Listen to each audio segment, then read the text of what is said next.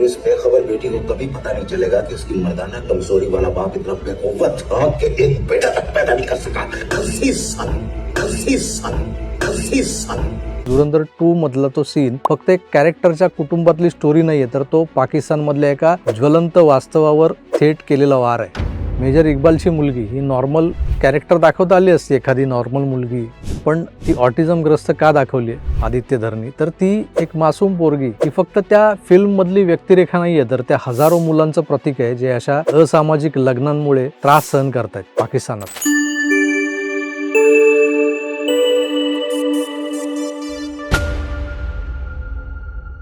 धुरंधर 2, धुरंधर part 2, तर revenge या नावानं हा सिनेमा रिलीज झाला आणि त्या सिनेमातल्या एकेका प्रसंगातल्या बारकाव्यांनी, डिटेलिंगनी, त्या प्रसंगामधल्या गर्भित आशयांनी अक्षरशः आग लावली. काही सीन सामान्य बुद्धीच्या प्रेक्षकांना अजिबातच समजलेले नाहीत, तर काही सीन समजूनही उमजलेले नाहीत. अशावेळी आपलं काम आहे की हे सीन आणि त्यामागचा जो काही गर्भित अर्थ आहे, जे लॉजिक आहे, ते तुम्हाला समजावून सांगणं. मित्रो, धुरंधर पार्ट 2 मध्ये दिग्दर्शक आदित्य धर यांनी एकाच दगडात अनेक पक्षी मारले. 1947 पासून 2008 ते 2009 या कालावधीतलं पाकिस्तान आणि पाकिस्तानातली सामाजिक, राजकीय आणि आर्थिक स्थिती, या प्रत्येक मुद्द्यावर त्यांनी कडक टोमणे तर मारलेले आहेतच, पण एक सीन असाही आहे ज्याने पाकिस्तानच्या सोशल मीडियावर अक्षरशः आग लावली. भारतात या सीन मागचा अर्थ अजून सगळ्यांनाच उलगडलेला नाही आहे किंवा उलगडला असेल असं दिसत नाही. तो सीन म्हणजे मेजर इक्बाल आणि त्याची मुलगी, आणि त्या सीन मागचं सत्य हे इतकं धक्कादायक आहे की तुम्ही विचारही केला नसेल. फिल्ममध्ये अर्जुन रामपालने साकारलेला मेजर इक्बाल आपण पाहिला आहे.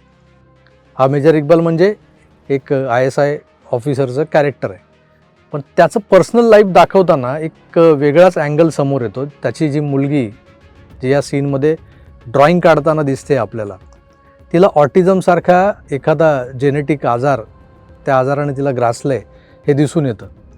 आणि त्याचवेळी व्हीलचेअरवर बसलेला त्याचा एक्स आर्मीमन मेजरचा दारुडा बाप दाखवला आहे, आणि तो दारुड्या बापाकडून येणारे तिरस्कारपूर्ण संवाद सुरू होतात.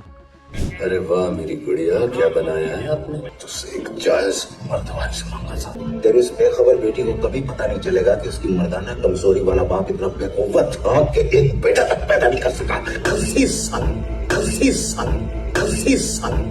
तू खसी निकला, तू मुझे जायज वारिस भी ना दे सका. तू खसी निकला म्हणजे तू नामर्द आहेस, नामर्द निघालास. तू माझ्या खानदानासाठी योग्य असा वारसदारही देऊ शकला नाहीस. अशा प्रकारचे अवमानकारक संवाद, असे शब्द कानावर पडतात आपण. तेव्हा या दोघा बापलेकांमध्ये काहीतरी बिनसलं आहे, त्यांचे संबंध जे आहेत ते ताणलेले आहेत किंवा तणावपूर्ण आहेत, एवढं जाणवतं आपल्याला. वरकरनी एकदा दोनदा 10व्यांदा जरी हा सीन तुम्ही पाहिलात तरी तुम्हाला यामागचा घन अर्थ जो आहे ना, त्या अर्थाचा उलगडा होत नाही. मित्रो, ड्रामा वाटणारा हा सीन फक्त ड्रामा नाही आहे. त्यातले ड्रॅमॅटिक संवाद आणि जे काही वातावरण दिसतं आहे त्यामुळे एक ड्रामा क्रिएट जरूर होतो, पण हा फक्त ड्रामा नव्हता, तर एक खोल सोशल मेसेज आहे. मेजर इक्बालची लेक स्पेशल चाइल्ड दाखवली आहे, म्हणजे ती गतिमंद, मतिमंद दिसते, पण यावर हसणाऱ्यांनी समजायला हवं आहे की ऑटिझम हा काही विनोदाचा विषय नाही. मूलतः ही गंभीर जेनेटिक कंडिशन आहे. जेव्हा जवळच्या नात्यात म्हणजेच सख्या भावंडांमध्ये, कझिन्समध्ये लग्न होतं, तेव्हा नवरा बायको दोघांचे जीन्स हे बऱ्याच प्रमाणात एकसारखे असतात. दोघांमध्ये असलेले दडलेले जे आजार आहेत त्यांना आपण रिसेसिव्ह डिसीज असं म्हणतो, ते एकत्र येण्याची शक्यता वाढते. दोघांमधले रिसेसिव्ह डिसीज एकत्र येऊन त्या मुलामध्ये गंभीर, जन्मजात असे काही गंभीर विकार होण्याचा धोका वाढतो, तो खूप जास्त असतो. आता हे धोके कुठले? हृदयाचे विकार, हृदयाला भोक असणं, हार्टचं जे वॉल्व असतं ते वॉल्वबद्दल काहीतरी विकृती असणं, दोष असणं, मेंदूचे दोष, मेंदूमध्येच काहीतरी गडबड असते, शारीरिक आणि मानसिक अपंगत्व असतं. सामान्य जोडप्यांमध्ये हा धोका कमी असतो, पण सख्या नात्यात तो अनेक पटींनं वाढतो. ही गोष्ट नवीन नाही आहे किंवा मी सांगतोय म्हणून तुम्ही ऐकताय असं नाही आहे. इव्हॉल्युशन थिअरी देणारा महान शास्त्रज्ञ आठवतो का तुम्हाला? चार्ल्स डार्विन यांनी 1839 मध्ये स्वतःच्या कजिनशी लग्न केलं आणि त्यांना 10 मुलं झाली. पण त्यापैकी 3 मुलं जन्मताच म्हणजे लहान वयातच 1-2 महिन्याच्या फरकानं मृत्युमुखी पडली. आणि काहींना जी टिकली वाचली त्यांना काहींना गंभीर आरोग्य समस्या होत्या ज्या नंतर उलगडत गेल्या. यानंतर डार्विनला जाणवलं की कझिन मॅरेज ही एक मोठी बायोलॉजिकल चूक असू शकते. आज जगातल्या अनेक देशांनी ही गोष्ट समजून घेतलेली आहे. अगदी वैज्ञानिक दृष्टिकोन यामागचा जो आहे तो समजून घेत चीन, साऊथ कोरिया, तैवान कझिन मॅरेजवर बॅन करून टाकले त्यांनी तिकडे. तर अमेरिकेत फार कमी प्रमाणात असले विवाह होतात. युरोपमध्ये लोक स्वतःच हा धोका टाळतात कारण तिथे जास्त संशोधन झालं आहे. पण पाकिस्तानमध्ये आजही 55 ते 60% लग्न जी आहेत ती कझिन्समध्येच होतात. याचाच परिणाम म्हणजे मोठ्या प्रमाणावर जेनेटिक डिसऑर्डर्स आपल्याला पाकिस्तानच्या युवा पिढीत दिसते. यात भर म्हणजे पाकिस्तानी TV सिरियल्स आणि जी गाणी कझिन्स लव्ह स्टोरीजना ग्लॅमराइज करतायत. हादी आ गया जॉगिंग करके. फाजी भैया आए हैं. बेवकूफ लड़की, भैया तो मत कहो, निकाह हुआ है तुम्हारा उसके साथ. मिर्ची मिले या ना मिले, इसने भैया भैया कह के अपना निकाह का बेड़ा गर्क कर देना. कजिन्स में शादी करेंगी ना तो ऐसे ही हो. पहले कजिन अब हम डजन, पहले भाई अब हुए 4 भाई, 7 अंगड़ाई, देखो कौन आई मेरी बीवी जो बोलती थी मुझे भाई. पाहिलं एकत्र मोठे झालेले बहन और भैया नंतर जवानीत हा भैया एकदम सय्या बनतो.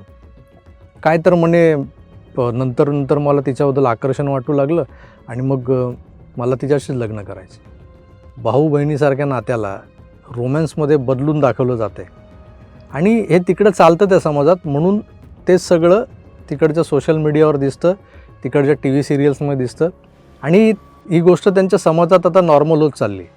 पण त्याचे दुष्परिणाम लक्षात येत नाही आहेत. म्हणूनच धुरंधर 2 मधला तो सीन फक्त एक कॅरेक्टरच्या कुटुंबातली स्टोरी नाही आहे, तर तो पाकिस्तानमधल्या एका ज्वलंत वास्तवावर थेट केलेला वार आहे. मेजर इक्बालची मुलगी ही नॉर्मल कॅरेक्टर दाखवता आली असती, एखादी नॉर्मल मुलगी, पण ती ऑटिझमग्रस्त का दाखवली आहे आदित्य धरनी, तर ती एक मासूम पोरगी ही फक्त त्या फिल्ममधली व्यक्तिरेखा नाही आहे, तर त्या हजारो मुलांचं प्रतीक आहे जे अशा असामाजिक लग्नांमुळे त्रास सहन करत आहेत पाकिस्तानात. आजवर आपण सिनेमा हा फक्त एक टाईमपास म्हणून किंवा एक मनोरंजन म्हणून पाहत होतो. पण कधीकधी आपल्या लक्षात येतं की साला हा सिनेमा फक्त एंटरटेनमेंट नाही आहे, तर तो आरसा आहे, आरसा. एखाद्या समाजातल्या चांगल्या वाईट रूढी परंपरांचा किंवा गैरसमजुतींचा आरसा आहे. आणि धुरंधर 2ने हा आरसा इतका स्पष्ट स्वच्छ दाखवला आहे की काहींना तो पाहणंही सहन होत नाही आहे. त्या आरशाकडे ते बघतही नाही आहेत. आपल्याकडे सख्या भावंडांमध्ये लग्न हा विचार देखील सहन केला जात नाही. पण पाकिस्तानात स्वतःच्या आईसोबत लग्न करणारी सावत्र पोरं, स्वतःच्या बहिणींशी लग्न करणारे महाभाग हे खोऱ्यानं वाढलेत. त्या देशातला नुसता हिंसाचार नाही दाखवला धुरंधरने, तर तिथला हा लैंगिक स्वैराचारही ध्वनित केला एका सीनमधून. आणि हे जे काही कझिनल मॅरेज आहे ना, ती एक विकृती असल्यानं त्याचे जे परिणाम हे अप्राकृतिक अनैसर्गिकच निघतात हेही स्पष्ट होतं. जेनेटिक डिसऑर्डर्स किंवा जेनेटिकली बिघाडातून होणारी संतती ही जन्मताच शारीरिक विकृती किंवा दोष घेऊन जन्माला येणार.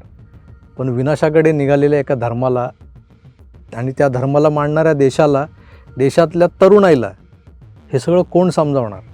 धुरंधर बघून बुडाला आग लागली, का लागली, त्याची वेगवेगळी कारणं ह्या सिनेमातच दडली.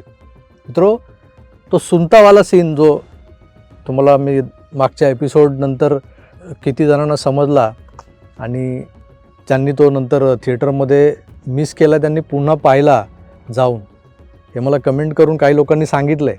पण आता हा जो काही सीन जो आहे, आजचा जो सीन आहे, हा तुम्ही नोटीस केला होता का सिनेमा पाहताना? मेजर इक्बालची ती निष्पाप लेक ऑटिझमग्रस्त का दाखवली आहे हे तुम्हाला समजलं होतं का तेव्हा? आता किमान मी याचा उलगडा केल्यानंतर तरी समजलं आहे का? पाकिस्तानामध्ये नुसती भूकमरी, गरिबी आणि आता तिकडे जे काही अराजक माजलं आहे हे एवढ्याच समस्या नाही आहेत. समस्याओं का भंडार पडा हुआ आहे. मी तुर्तास इथेच थांबतो. पुन्हा भेटूच. तर आपली काळजी घ्या आणि पाहत राहा आपलं आवडतं यूट्यूब चॅनल आकार DG9. धन्यवाद. नमस्कार.